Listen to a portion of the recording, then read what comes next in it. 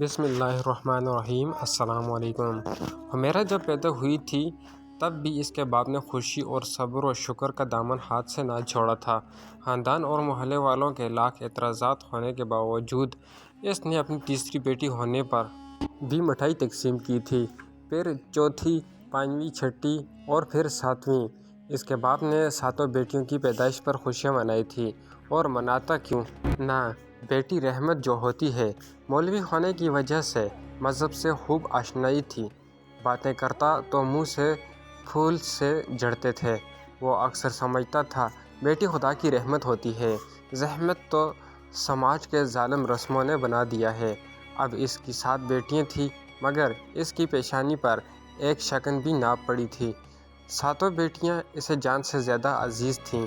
ان کے لیے مولوی ہونے کے ساتھ ساتھ اس نے درزی کا کام بھی شروع کر دیا تھا۔ بیٹیوں کی اچھی تربیت اور پڑھایا لکھایا، جو خود کھاتے دونوں میاں بیوی انہیں بھی کھلاتے، اوڑھنے پہننے کو بھی مناسب مل جاتا تھا۔ یوں ہی دن گزرتے گئے، لہٰذا بیٹیاں جوان اور مولوی بوڑھا ہوتا گیا۔ جب بیٹیاں جوان ہوئیں، ان کی شادیوں کی باری آئی تو لڑکے والوں کے بھرم اور جہیز کی لسٹ دیکھ کر بہت پریشان اور متفرق ہوا کہ اب کیا ہوگا۔ ساری زندگی کی کمائی تو 2 بیٹیوں کی شادی ہوئی ہے، آنکھوں سے دکھائی بھی کم دینے لگا تھا۔ اب وہ درزی کا کام بھی نہ کر سکتا تھا، گھر بھر کے کھانے پینے کا بندوبست کرنا بھی اس کی ذمہ داری تھی۔ بمشکل گھر کا کھانا پینا پورا ہوتا، بھلا جہیز کہاں سے اکٹھا کرتے۔ ہمیرا جو تیسرے نمبر پر تھی، کوئی سمجھدار ہوئی تو ایک خواتین کے ادارے میں کام کرنا شروع کر دیا۔ سلائی کڑھائی اچھی طرح کر لیتی تھی، کورسز بھی کیے ہوئے تھے، تعلیم بھی تھی BA تک، لہٰذا مناسب تنخواہ میں جاب مل گئی۔ اب ہمیرا کو جاب کرتے ہوئے وہاں پر 15 سال ہو گئے تھے۔ میرے پوچھنے پر اس نے یہ سب کچھ بتایا تھا۔ مزید اس نے بتایا کہ ہم اپنے ماں باپ پر کا تان بوجھ نہ ہوتے اگر لڑکی کی شادی پر ان کے والدین سے جہیز نہ لیا جاتا۔ میرے بابا کے 7 بیٹیوں کی جگہ بیٹے ہوتے تو اچھا تھا۔ آج ہمیں جہیز کے بغیر کوئی بھی قبولنے کو تیار نہیں ہے۔ آئے روز سیمینارز ہوتے ہیں، خواتین کے حقوق کی رٹ لگائی جاتی ہے، مگر سمجھ نہیں آتی وہ خواتین کون سے حقوق مانگتی ہیں۔ ایسے حقوق کی جگہ اگر اپنے مسائل کو اجاگر کیا جائے تو کوئی وجہ نہیں ہے کہ معاشرے سے اس ظالم رسم کا خاتمہ کیا جا سکتا ہے۔ کیا ہم جہیز لینے جیسی رسم کے خلاف اتنا لڑے ہیں جتنا کہ ہمیں لڑنا چاہیے تھا؟ اب تم ہی بتاؤ، بھلا میں کیا کرتی؟ میرے پاس اس کے علاوہ دوسرا کوئی آپشن تھا؟ آخر مجھے گھر سے نکلنا پڑا۔ اگر میں یہ جاب نہ کروں گی تو ضرور بضرور میری چھوٹی بہنیں کنواری رہ جائیں گی۔ انگلی اٹھانے والے ہمارے کردار پر ضرور انگلی اٹھاتے ہیں، مگر ہمارے مسائل پر کسی کی نظر نہیں ہے۔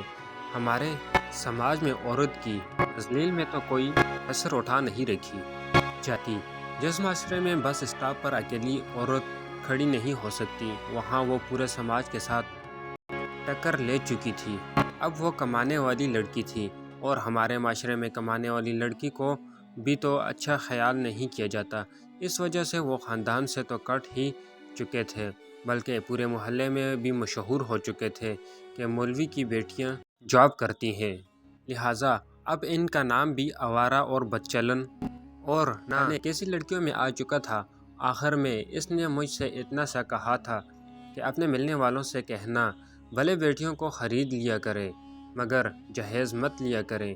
مجھے شدت سے ان کی بے بسی کا احساس ہوا جب اس کے قریب بیٹھی ہوئی اس کی بیمار ماں نے کہا کہ بیٹا، میں دعا کرتی ہوں دن رات خدا اس دور میں غریب کو بیٹی نہ دے۔ بیٹیاں والے غریب ماں باپ کتنے مجبور اور بے بس ہوتے ہیں، اس کا اندازہ تم نہیں لگا سکتی بیٹی۔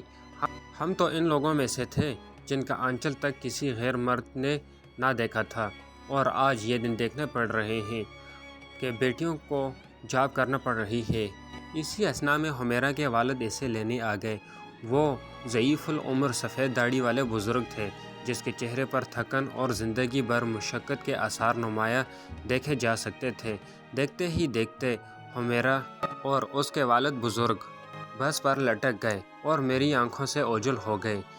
میں نے سوچا ایسے کتنے ہی لوگ اس رسم کی سزا کاٹ رہے ہیں، آخر کیوں ہم اس رسم کو ختم نہیں کر دیتے؟ آخر کیوں